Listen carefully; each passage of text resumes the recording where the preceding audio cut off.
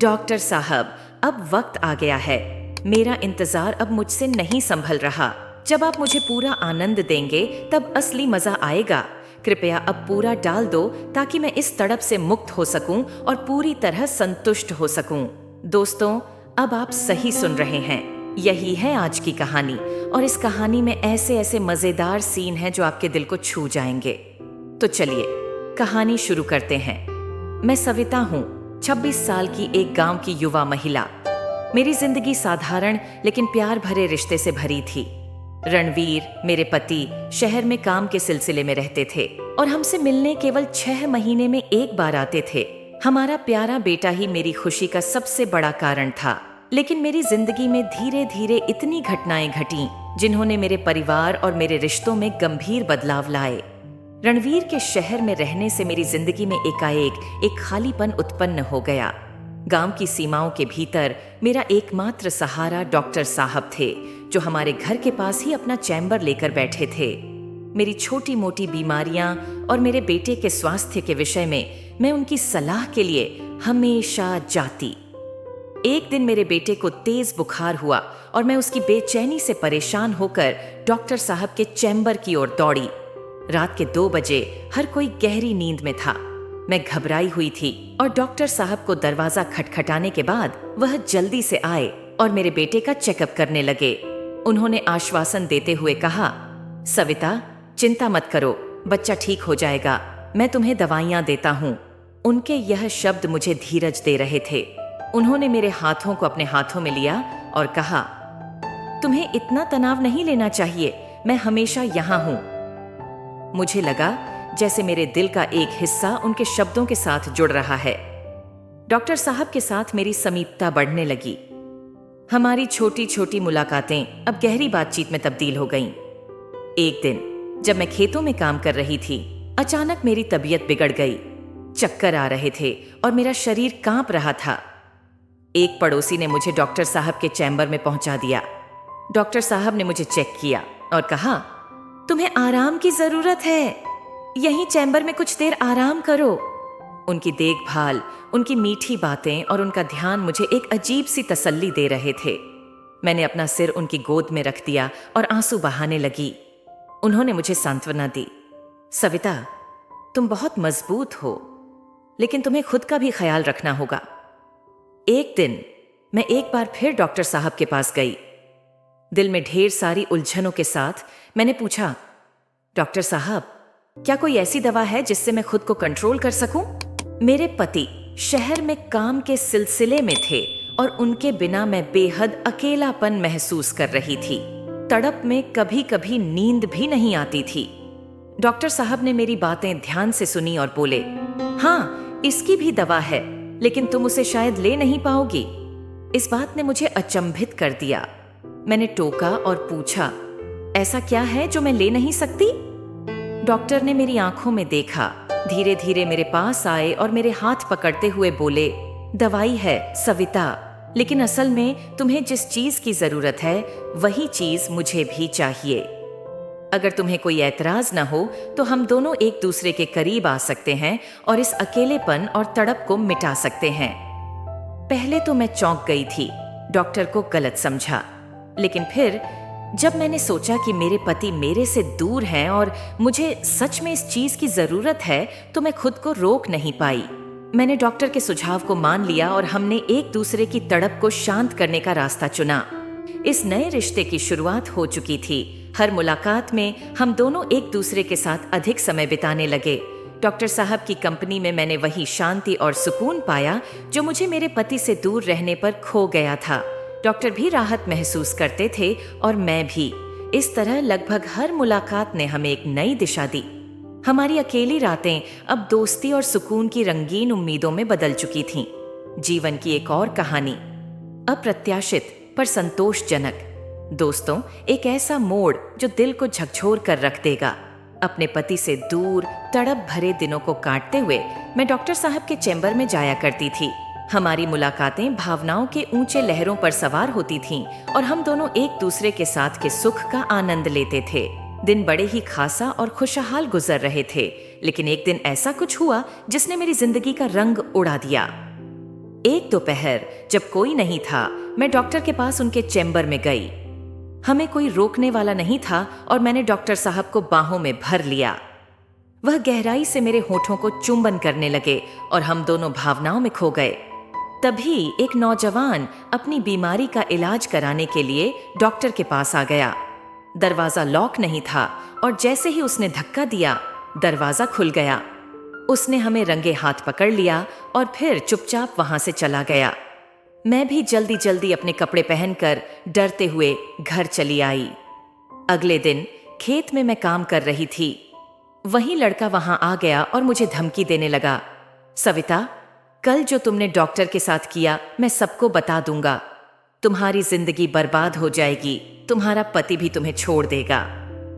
मैं उसकी बात सुनकर रोने लगी और उससे याचना की कि वह यह सब किसी को न बताए। लड़के ने कुटिल मुस्कान के साथ अपनी शर्तें रखीं। अगर तुम मेरे साथ वो सब करोगी जो तुम डॉक्टर के साथ करती हो तो मैं किसी को नहीं बताऊंगा। मेरे पास कोई और चारा नहीं था। डर और बर्बादी के ख्याल से मैं उसकी बात मानने पर मजबूर हो गई। अब मैं उस लड़के के साथ भी वही सब करने लगी जिसे मैं डॉक्टर के साथ किया करती थी। उसके साथ रहते हुए मैं दर्द से चिल्लाती थी, लेकिन मेरी लाचारी और भावनात्मक तड़प ने मुझे मजबूर कर दिया। लड़का डॉक्टर से ज्यादा समय मेरे साथ बिताता और मैं अंदर ही अंदर टूटती चली गई। मैं अंदर ही अंदर टूटने लगी। एक तरफ वह नौजवान जो डॉक्टर से भी ज्यादा समय मेरे साथ बिताता था और दूसरी तरफ डॉक्टर, जिनसे मुझे हर रोज 2 लोगों का भार झेलना पड़ता था।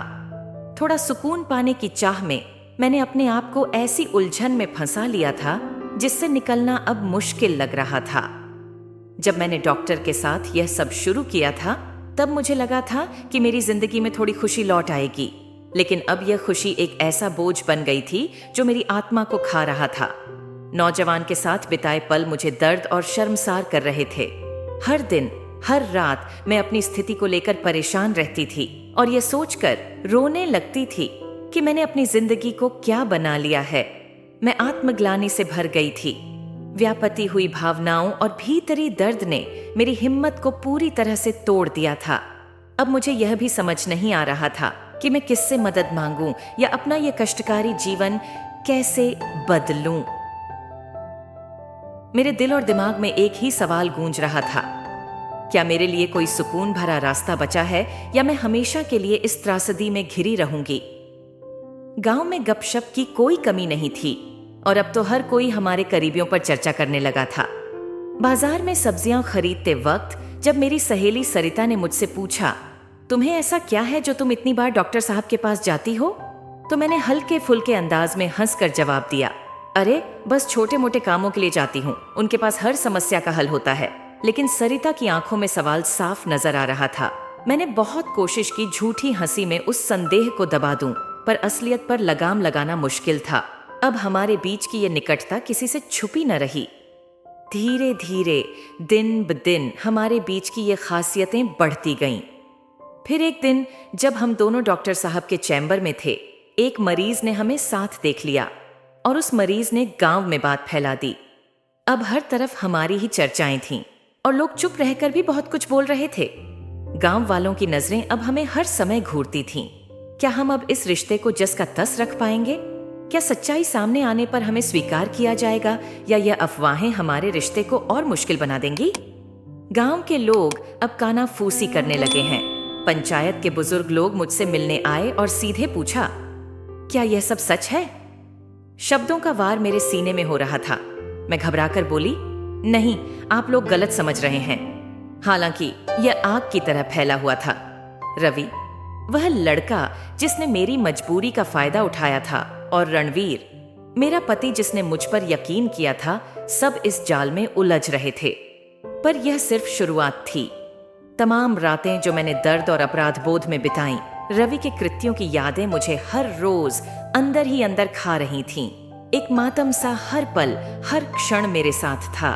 रवि का काला चेहरा, वह घिनौनी हंसी, उसके हाथों का झब्र, सब कुछ मेरी आंखों के सामने आता रहता था।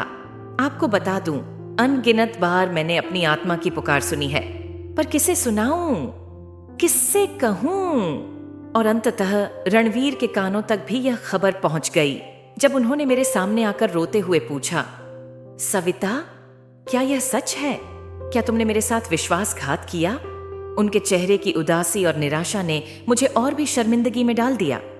मैंने सफेद चेहरे से और आंसू बहाते हुए कहा, नहीं रणवीर, ये सब झूठ है, लोग गलत समझ रहे हैं। पर अंदर से जानती थी कि सच्चाई कब तक छिपा पाऊंगी। दर्द से भरे मेरे उन पलों का कोई गवाह नहीं, सिवाय मेरे आंसुओं और टूटे हुए विश्वासों के। मजबूरी मेरी रक्षा नहीं कर पाई। मेरे सच्चाई ने मुझे उस चौराहे पर ला खड़ा किया था जहां सिर्फ नफरत और तिरस्कार का जाल बिछा था। पंचायत और गांव के लोग गुस्से से भर गए थे। उन्होंने मुझे, डॉक्टर साहब और रवि को भी पंचायत के सामने बुलाया, जिसने मेरे साथ जबरदस्ती की और बार बार घिनौना काम किया। जब पंचायत के सामने सभी चुभते हुए सवाल और हर दुख भरी यादें पेश की गईं, मैंने रोते हुए अपने दर्द का ब्यौरा दिया। हाँ, मैंने गलती की है। मेरी मजबूरी का फायदा उठाया गया। मैंने अपनी बेइज्जती और दुख छुपाने के लिए गलत करार चुना। डॉक्टर साहब ने भी अपनी गलतियों को कबूल किया और कहा, मैंने सविता और गांव के विश्वास को तोड़ा है, मैं भी दोषी हूँ। पर रवि की हरकतें, उसके डरावने चेहरे और उसकी घटिया हंसी भी सबके सामने उजागर हुईं। उसका अत्याचार और झूठ ने गांव के लोगों के मन में आग भर दिया। पंचायत ने कड़ी सजा का निर्णय लिया। डॉक्टर साहब को गांव से निष्कासित कर दिया गया और रवि को कठोर दंड मिला। लेकिन मेरी आत्मा का घाव अभी भी ताजगी से रिस रहा है। आज मेरा जीवन अशांत है, एक अनजाने संघर्ष की तरह। पर मैंने अपने दर्द से सीख ली है। अब मैं आत्मसम्मान और साहस के साथ एक नई शुरुआत का संकल्प ले रही हूं। मेरा भविष्य कठिन हो सकता है, लेकिन मेरी आत्मा अब स्वतंत्र है। मैं अपने साथ हुए अन्याय का सामना अब हिम्मत से करूंगी। तो दोस्तों, इस मंत्र मुग्ध कर देने वाली कहानी से हमने एक अद्भुत सीख पाई। सविता की अदम्य इच्छा शक्ति और साहस हमें दिखाते हैं कि जीवन में कितनी भी मुश्किलें क्यों ना आएं, हमें कभी हार माननी नहीं चाहिए। सविता ने अंततः सच्चाई को गले लगाया, जो यह दर्शाता है कि सच्चाई की ताकत सबसे बड़ी होती है। किसी की मजबूरी का फायदा उठाना अनैतिक है और अंत में ऐसे लोग अपने कर्मों का फल पाते हैं। इस कहानी में न्याय और सत्य की अभूतपूर्व महत्ता को उजागर किया गया है। सविता का आत्मसम्मान और समाज की भूमिका हमें सिखाते हैं कि हमें हमेशा अपने स्वाभिमान को बनाए रखना चाहिए और समाज को पीड़ित के पक्ष में खड़ा होना चाहिए। जीवन के संघर्ष हमें अधिक मजबूत बनाते हैं और हर चुनौती के सामने डटकर खड़े रहने की प्रेरणा देते हैं। अगर आपको यह कहानी पसंद आई हो तो कृपया इसे लाइक करें और हमें कमेंट्स में बताएं कि आपको यह कैसी लगी। आपके विचारों का हमें हमेशा इंतजार रहता है। और दोस्तों, इस तरह की और भी दिल को छू लेने वाली कहानियां सुनने के लिए हमारे चैनल हार्ट स्टोरीज को अवश्य सब्सक्राइब करें। हमारे चैनल की प्लेलिस्ट और वीडियो क्षेत्र में बहुत सारी कहानियां हुए हैं, जहां आप अपने मनपसंद कहानी का आनंद ले सकते हैं। तो मिलते हैं एक और रोमांचक और प्रेरणादायक कहानी के साथ। तब तक हमारे साथ जुड़े रहें, खुश रहें और हमेशा सकारात्मक सोचें। शुभकामनाएं और धन्यवाद। एक बार फिर हमारे चैनल हार्ट स्टोरीज को सब्सक्राइब करना ना भूलें।